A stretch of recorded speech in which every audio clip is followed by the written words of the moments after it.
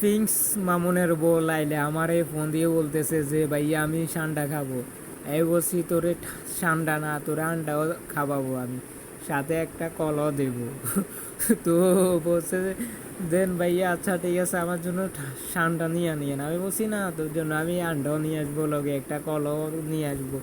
তো আমি বলছি কি রে, তোর নামে এত কমপ্লেন কেন আসে? তুই মামুনেরে কর দোষ, তারপর মামুনেরে অনেক কষ্ট দোষ, তারপরে যে মামুনের নামে মামলা করস, আবার মামুনের লগে 2 দিন পর পর যাই যাই থাকস।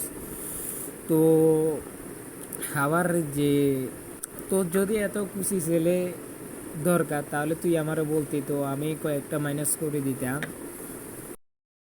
তো আমারও বলতে পারতিস, তাহলে আমি ব্যবস্থা করে দিতাম, কয়েকটা মাইনাস করে দিতাম, ওগুলা দিয়ে কাজ চালাইতি আপাতত। যদি না পাইতাম তাহলে বেগুন 2 কেজি নিয়ে দিতাম, ওগুলা দিয়ে কাজ চালাইতিস।